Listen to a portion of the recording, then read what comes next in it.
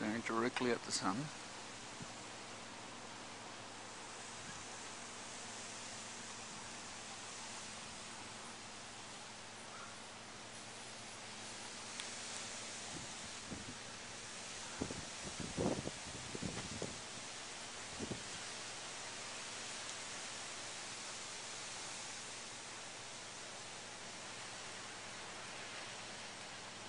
Sun's filtering, there it is, black dot.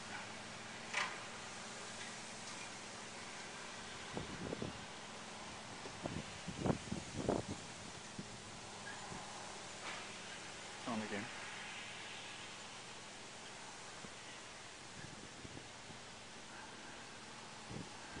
So we didn't have the sun, but we had the black dot.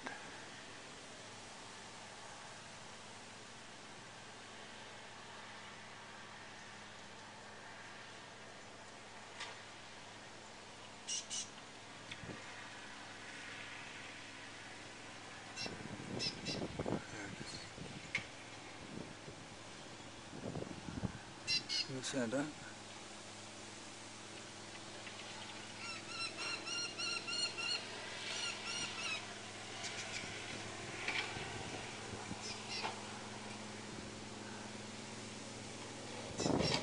Minute, 10 minutes to go.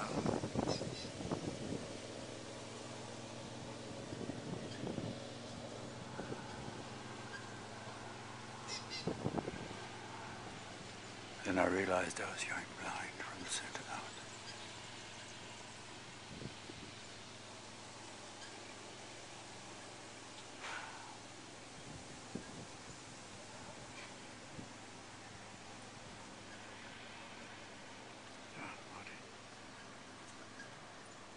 Let's see.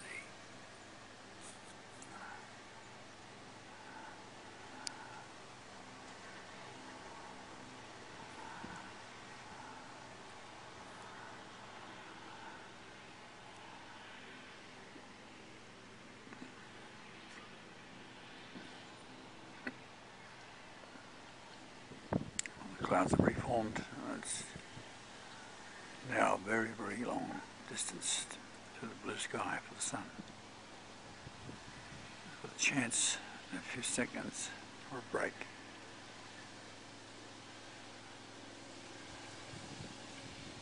There it is.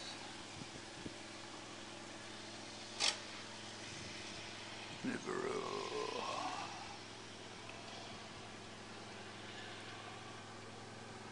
The glow you can see is the wings.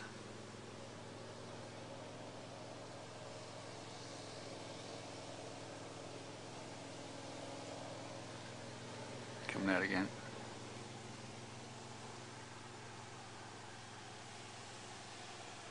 Full heat of the sun.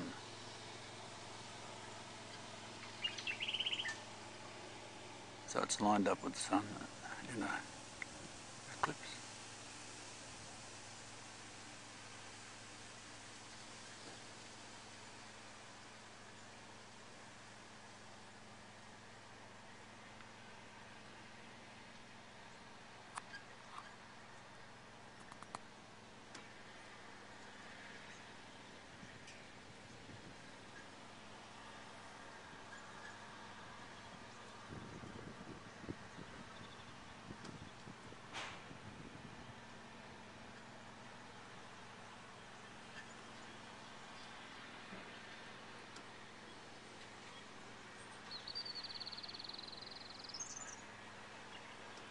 Perfectly aligned.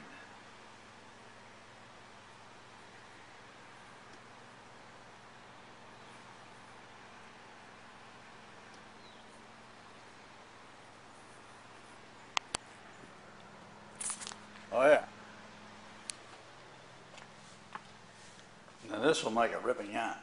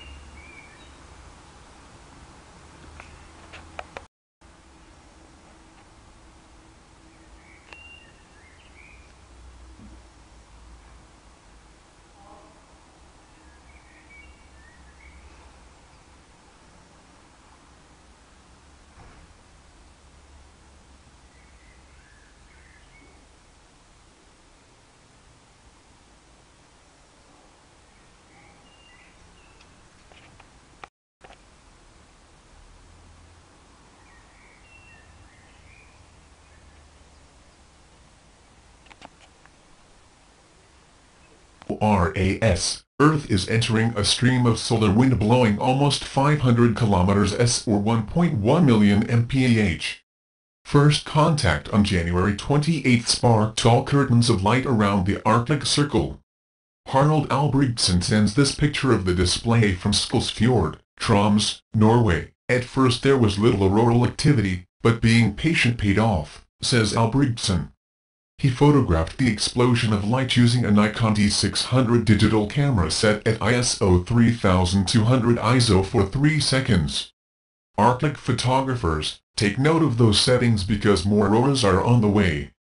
NOAA forecasters estimate a 25% to 40% chance of polar geomagnetic storms on January 29 to 30, as Earth moves deeper into the solar wind stream.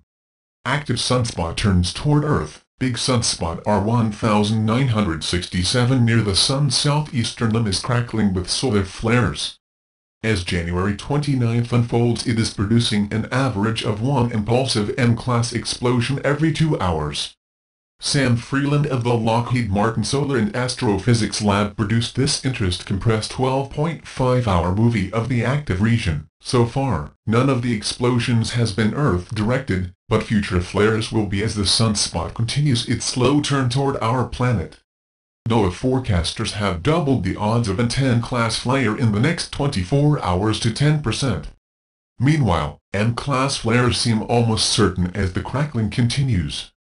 Solar flare alerts, text, voice. The primary dark core of R1967 is twice as wide as Earth. This makes it an easy target for small telescopes equipped with solar filters. This morning at the Langkawi National Observatory in Malaysia, astronomer Kurzaman Ahmad photographed the sunspot using an 11-inch celestron. I wanted to take a closer look at the monster numbered R1967, says Ahmed. It is impressive. For more impressive shots of the monster... Okay folks, this is more truth coming at you. As soon as I put the flash in, I might even upload this picture before my other video. So, we had a 7.3 out there folks, just right after the same electrical magnet times that I'm showing you. We got 2119. Okay? I'm going to find out where the supergiants are at, folks. Okay, we're going to find out where they are at. Today is it's 2119 GMT, which is Zulu time, folks. And it is down there 4:21 p.m. 9:15. Okay? And we are going to see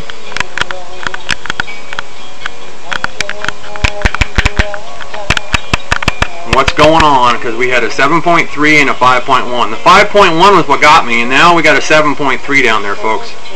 Okay? So that happened at, we'll find the location here. I'll go to USGS real fast, and I'll make this a short video.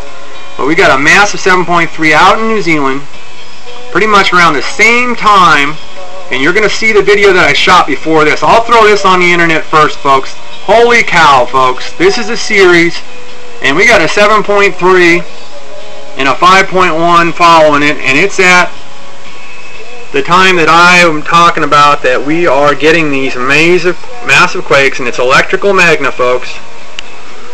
And we've got the pictures and the stills to prove it. Watch the next video. I'll try to keep it short. It was long. I'll see if I can chop it down. I might need help from people to try to get these videos up faster.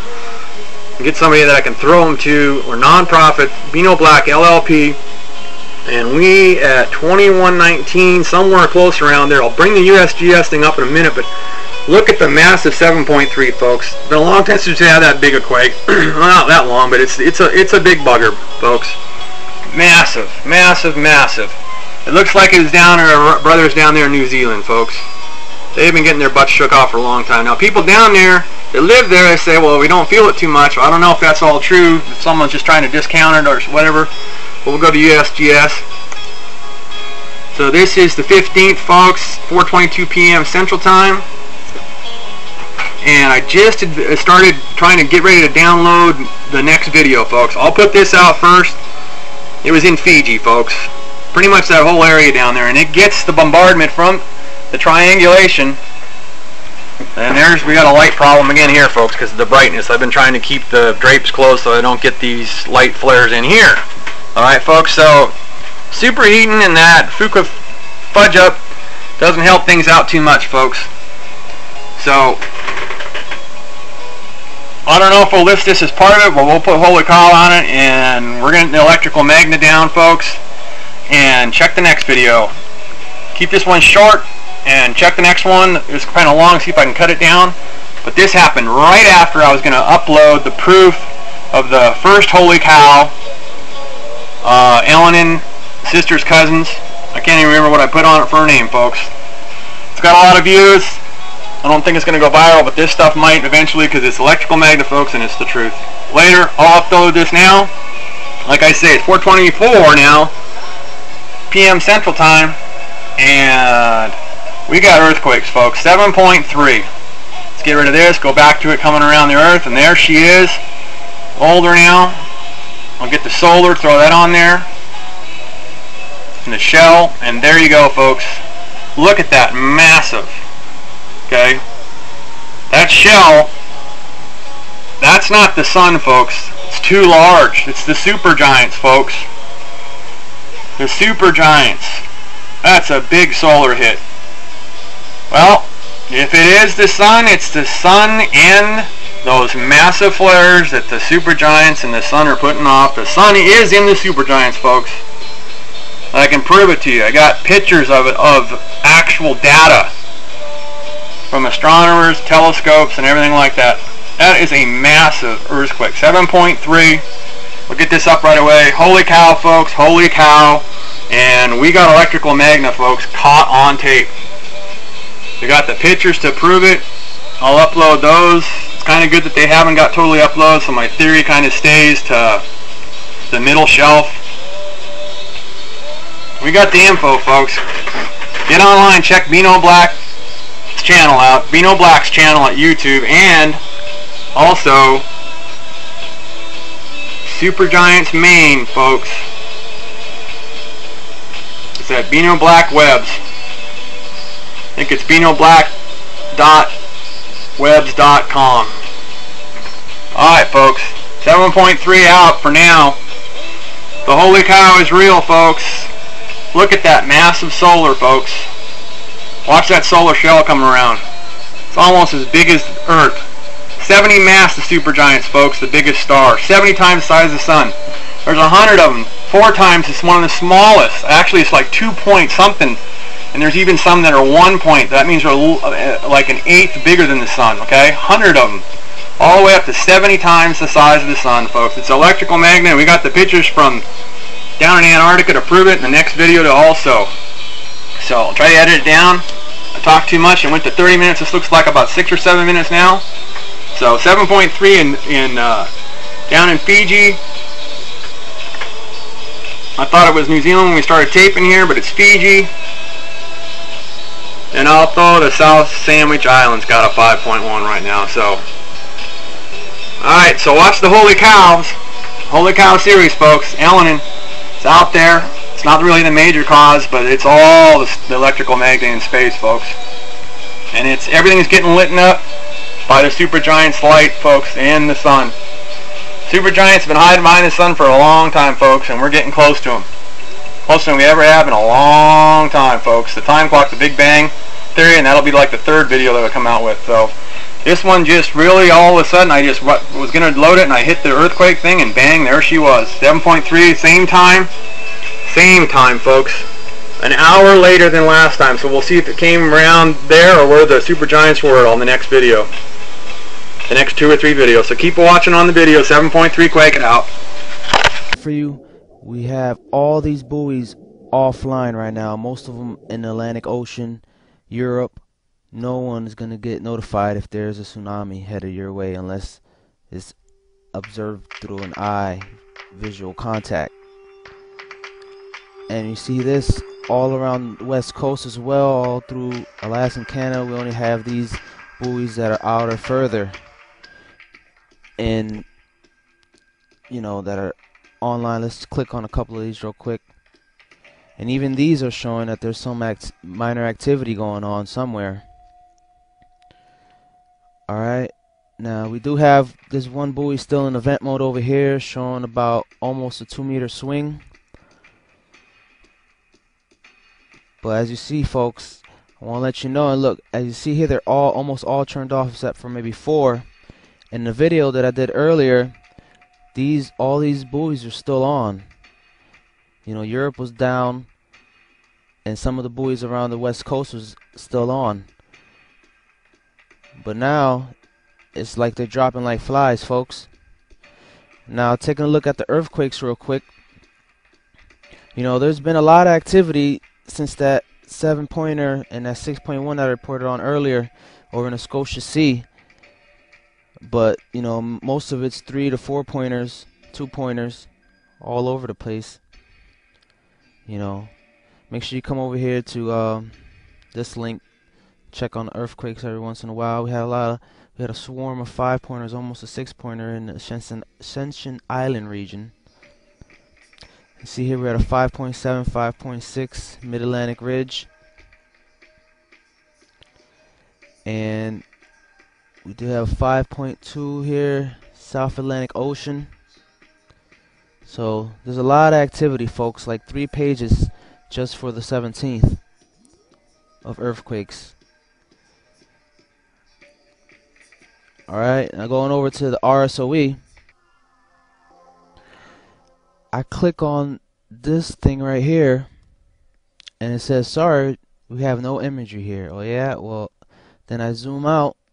Oh, and then 2 earthquakes pop up in St. Helena region, Half Tree Hollow. That's weird. And then the other one is still in the St. Helena region, another 5.5 as well. So what's going on there? It's a lot of. I did report earlier there was a 5.2 on the earthquake list, but didn't say anything about St. Helena or exactly where it was. Now, all I'm saying is heads up on the buoy situation, folks, because all this talk about tsunami bombs and, you know, some kind of tsunami from meteor impact or anything, and now all of a sudden all the buoys are down, kind of rings a bell for me, doesn't it? Now, going back to RSOE, we had a 2.1 over in the Hawaii region as well. And we had 16 miners that were involved in a mining accident over in the state of Colorado. And several miners were trapped. Around 14 people received injuries from inhaling gas and fumes and other things. Also, we had another plane down today on the 17th at Glasgow Airport over there in Scotland. So we had 2 planes down on the 17th, and we had major flooding going down over in the Middle East, even though they're not really showing it here. But in Egypt on the 18th, just today, a cargo train was slammed into a vehicle crossing the tracks and killing at least 24 people, many from the same family returning from a wedding party, state TV said. So this happened on the 18th, and yesterday we had major flooding in Saudi Arabia and other places in the Middle East. So what's going on, folks? You see the 2 and 4, 6.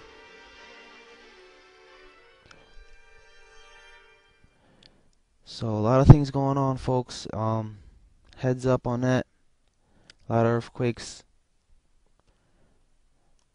and a lot of buoys down. Also, NOAA isn't showing that they're running any kind of test on these buoys either. So no information.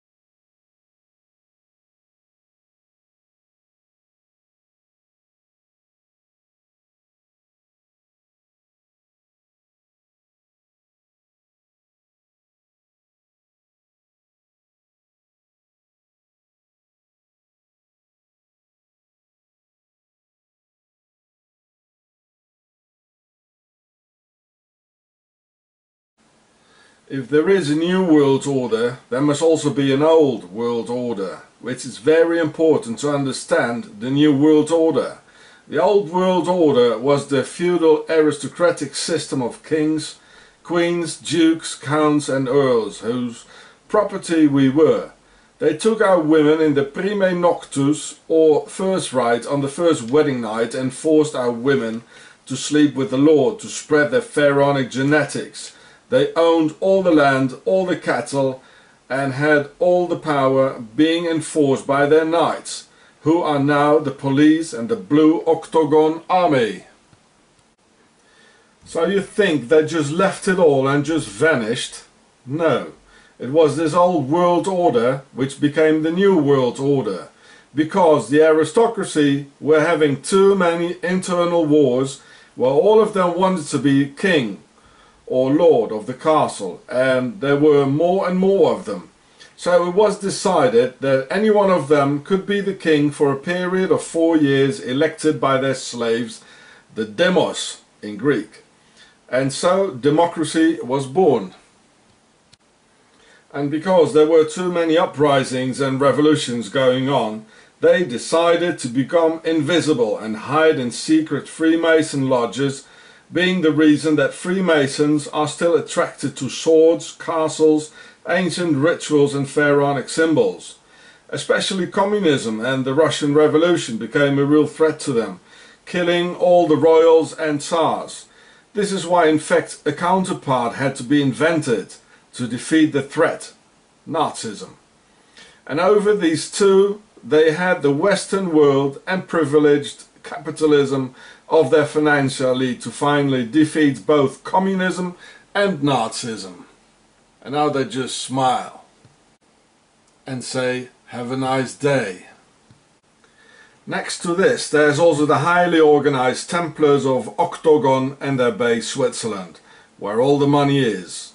The Templars were like young, wild, revolutionary aristocrats, rebels like, who had to fight for their kingdom, as they were only second or third sons, who therefore had no rights, and it was they who finally came up with the idea of democracy and Freemasonry, thus putting the old monarchies and the French king Philippe le Bel in rage, because he didn't want to give up his kingdom to the new system of the New World Order, where all these pharaohs could have a chance. So the Templars founded Switzerland, taking their Templars' treasure with them.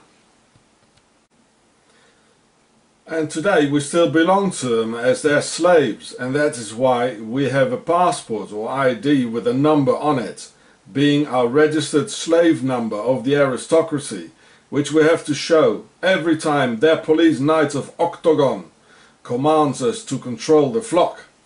Not even the passport itself belongs to us, but it's the property of the state and aristocracy. Neither our children belong to us, they are the property of the state, whom they can take away from us whenever they please, as being their future flock of slave stock. They can arrest you whenever they want, they can put you in prison whenever they please. This is what I had to find out in Octagon, Switzerland, that we are their property, who can steer our lives through terror, lies and injustice. Look, there's even the coat of arms on it of the ones whose property you are. The king. The pharaoh. Well, there he is, King George VI and the Freemason, as I told you, who set Mr. Winston Churchill, the aristocratic warmonger and mass murderer who started World War II. He set him in place. He was not elected by the people. And every American president has one British king as their ancestor. So the pharaohs became the aristocracy. And the aristocracy became Freemasonry, ruling through the system of democratorship, where we, the sheeple, can vote for one of them out of a bunch of other pharaohs. It says in the Bible that the pharaoh and his army disappeared in the sea. They disappeared in the sea of peoples and are amongst us. In pharaonic means pregnant, and ri means a son, as in the word aristocracy. meaning the sun gave birth to them. They came from elsewhere. This is why the aristocratic-led Nazis came up with the word Aryan, Arish, Aryan, as in aristocratic. Look, here we can see it. This is the King of England. There he is, a Freemason. They all are. That's how they control us today. Nice, isn't it? We are just their slaves, as we've always been. Now they're hiding. There are two sides to coming to terms with an idea that's uncomfortable, unpleasant, or frightening. One is the intellectual side, the facts, the logic, etc. The other is the emotional side. I'm making this video to address a few of the basic mathematical foundations for what I believe will be the greatest collapse in history. This video is a precursor, and in fact a prerequisite for my next video, which will be attempting to get the message across on a more emotional level. Alright, so let's start with the basics. Fact number one. The U.S. imports about 66% of its oil. And this is common knowledge. Fact number two, 70% of that oil is used for transportation. Also common knowledge. Fact number three, the U.S. dollar is not backed by anything physical. It's backed by debt originating from the issuance of bonds. Fact number four, the U.S. debt, currently over $14 trillion, but growing, cannot be paid back. And the rest of the world knows this. Fact number five, oil is currently only sold on the global market in U.S. dollars, and this is due to a set of agreements between the U.S. and OPEC. However, this doesn't just affect OPEC. When Canada buys oil, they buy it in dollars. When France buys oil, they buy it in dollars. This particular situation is often referred to as the petrodollar status. Fact number six, the necessity to have dollars in order to purchase oil in the global market creates the demand for the dollar. And for anybody who would like to dispute this, please refer to fact number three. Fact number seven, the value of the dollar is directly tied to the demand for the dollar. Supply and demand. Basic economics. The obvious conclusion is the petrodollar status, which holds up the value of the dollar. Fact number eight, China and Russia just recently agreed to stop using the dollar in all their bilateral trade. This includes oil. Now, when Saddam Hussein did the same thing, we invaded Iraq. But we can't invade China or Russia. Now, all the facts that I've outlined here are simple, publicly accessible, verifiable. I'm not going to hold everybody's hand and take them out there to do their research. If you want to contest one of these specific ideas, you actually need to do the research yourself. Now, the following are the conclusions that I draw from these facts. The United States will lose its petrodollar status. I don't know when, I don't know the exact date, but it's inevitable. When it does, the demand for the dollar will fall precipitously. And as demand drops, the value of the dollar will evaporate. This means hyperinflation. And once hyperinflation is fully underway, other countries will begin refusing to accept dollars for products that they export. This will happen very quickly. Now remember, U.S. imports 66% of its oil. And that oil is not going to keep coming in if exporters no longer accept U.S. dollars. And remember, we established 70% of all domestic oil consumption is used for transportation. So if you subtract that 66% from the 70%, you're left with about 4% left for transport in general. Now, it's important to realize that when we say transport, it includes 18-wheelers and all sorts of supply chain transportation, which make up a considerable part of that 70%. In this country, food transport and agriculture are completely dependent on oil. And obviously, you can't cut out food transport without causing starvation. Logical conclusion, you're not going to be able to get gasoline to drive your car. Nobody is. However, even cutting back all individual car usage to zero will not be enough to prevent catastrophe. And here's why. Agriculture, as we currently practice it in the U.S., is completely dependent on a constant stream of inputs which require transportation, especially the animal industry. Take, for instance, a chicken farm. The farm normally gets deliveries of corn or other feedstocks on a regular basis. Almost no farms grow both the feed and raise the animals. The loss of the petrodollar would lead to astronomical price increases for that transport, and that will translate into astronomical prices in the grocery store. And what you have to understand is this explosion in the cost of transport will affect every single other industry. And as the cost of doing business skyrockets, unemployment will also skyrocket. Now, a large number of the states are already on the verge of bankruptcy. They're not going to be able to feed and house this massive influx of the unemployed. People will go hungry. And when people go hungry long enough, they get desperate. And they become very dangerous. Now, I'm not telling you this to scare you. But if you really understand it, it probably will. When I first came to terms with this, it was earth-shattering for me. And it's no exaggeration to say that I hardly slept for weeks. But at a certain point, you have to make a decision to put your fear aside and start getting ready. Some things we can't change, but some things we can. trick is knowing the difference.